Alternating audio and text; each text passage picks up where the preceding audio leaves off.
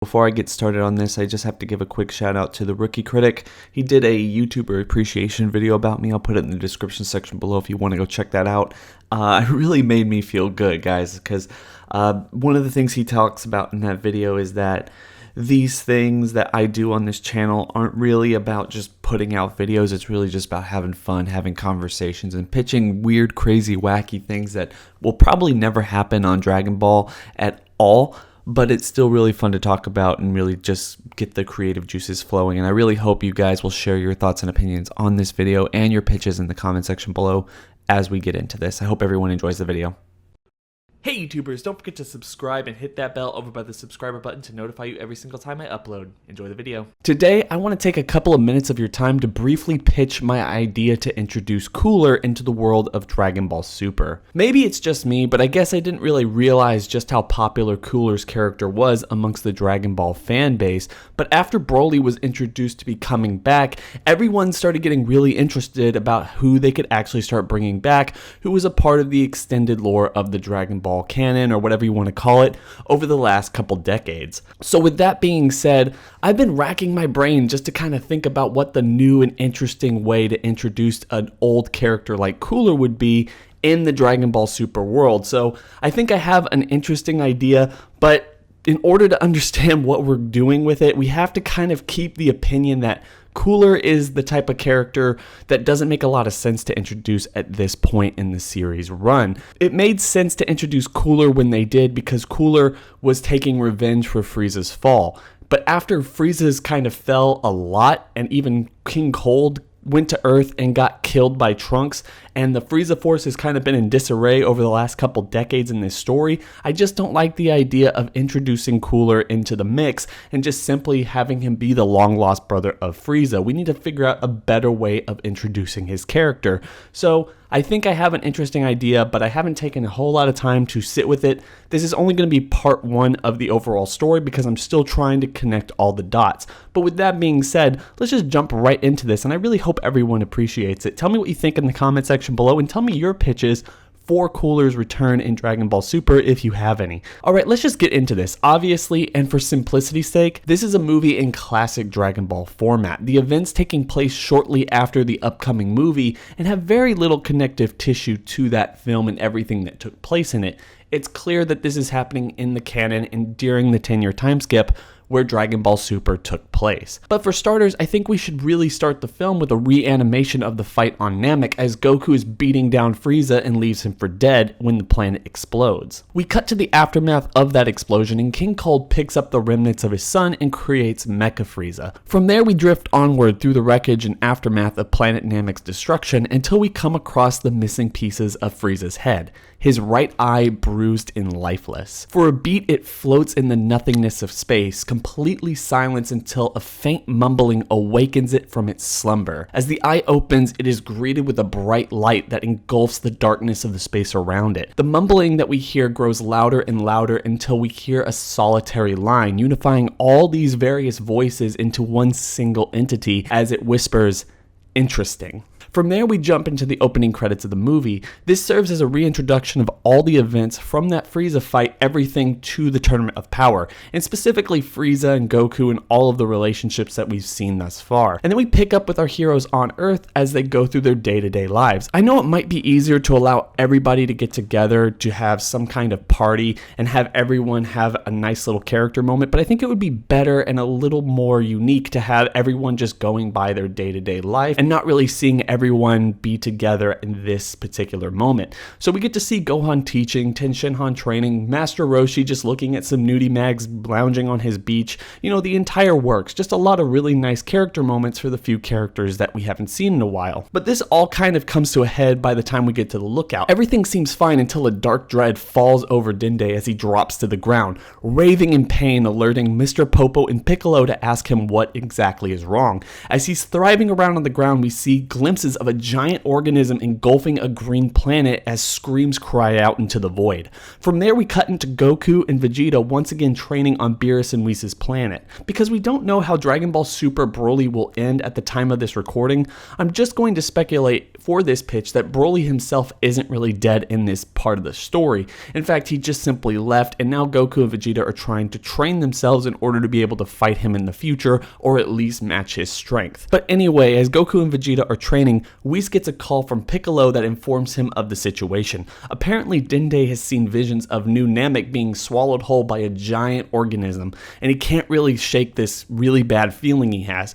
Piccolo requests that Goku uses his instantaneous movement as a way to go and make sure the planet is alright. You know, considering the fact that he's been there twice before and he could just simply get there faster than anyone else. Goku's quick to agree to this, but he's unable to sense the Namekians from his location. This is kind of easily chalked up to Beerus' planet as being way too far away for Goku to sense any Namekians, and the group just decides to have Whis take every single person from that planet to New Namek in order to see what is going on. In the meantime, Piccolo travels from the lookout to Bulma's place in order to see if she has any way of getting to New Namek. When he arrives at Capsule Corp, he is greeted by Gohan, who is helping Bulma with a new science project. Gohan tells Piccolo that Bulma has asked him to help redevelop the time machine technology that Trunks has used twice before. Piccolo asks Bulma if there's any way she knows to get to New Namek because of Dende's current problem, and he wants to go check it out. Bulma laments that she doesn't really know where New Namek is, and even if she does, any technology she had would take a couple of days to get there at best. She suggests that Piccolo should get in touch with Goku, but Piccolo tells her that he's already tried and Goku was unable to use his instantaneous movement to get to the planet from Beerus' planet. Gohan and Bulma both agree that this is a pretty strange development, but they all kind of chalk it up to the exact same thing they chalked it up to before. From there we cut back to the group traveling to New Namek. Goku and Vegeta are just into some weird argument, just bickering amongst themselves, and Beerus gets completely annoyed with this and throws Goku and Vegeta off of Whis' back as they enter the Namekian planet. This causes Goku and Vegeta to just simply fly away and leaving us only with Beerus and Whis as they come into contact with some of the Namekians. The two introduce themselves and the Namekians don't really seem to act with any caution, but they do greet Beerus and Whis. This is actually a little bit weird considering the way almost everybody else treats the God of Destruction. He is really revered, these guys don't really care at all, and they're kind of acting pretty suspicious from the get-go. With all that being said, the Namekians do treat Beerus with a lot of respect as they crowd around him and Whis. They just stare at them blankly as they keep pushing them ever inward into this very small village. They sit the two down and offer them various cups and bowls of water to just dine on. The joke here being that the Namekians survive on water, and this is basically their feast of Beerus, and he's just simply not happy about it because it's so bland and lifeless when it comes to food, and that's what he expects from people. From here we cut to Goku and Vegeta bickering back and forth like a married couple as they pick themselves up from the rubble created in their wake and take in their surroundings. The planet is dead quiet. Nothing seems to be moving or even alive. It's very eerie, and they can't really shake this feeling that something is really wrong with planet Namek, but it seems pretty normal. Goku and Vegeta make their way to Beerus and Whis in order to understand what's going on, but the weird thing is they still can't sense anyone besides Beerus and Whis. It's almost like a dead planet. As they do take off into the sky, they get the attention of various Namekians from the ground below. Suddenly, Goku and Vegeta find themselves surrounded by a sky of ki blasts and a move that resembles Piccolo's Hellzone grenade. For a moment, the two are just completely unable to move in this sky of ki blasts as a chant breaks down in the ground below. Slowly, the chant grows louder and louder until we hear it very clearly. Monkey, monkey, monkey. And with that, the sky of ki blasts erupts into a massive explosion around Goku and Vegeta. From there, we cut back to Beerus and Whis. We find the two trying their best to stay comfortable despite the continued odd behavior of the Namekians and also the lack of delectable food items. Regardless, the two have decided just to sip on the water in an effort to stay friendly, but they quickly learn that this was a huge mistake. Without really noticing, the two find themselves surrounded by a large group of Namekians who glare down on them with wicked smiles on their faces. Normally this wouldn't be a problem for either of them because Beerus and Whis are definitely stronger than a couple of Namekians, but they comment on the fact that they feel very lethargic and are even unable to move. Whis chuckles as he even says that he feels his life force being drained from him. Beerus is quick to question him about this and says that that seems impossible, they're gods and this shouldn't be happening.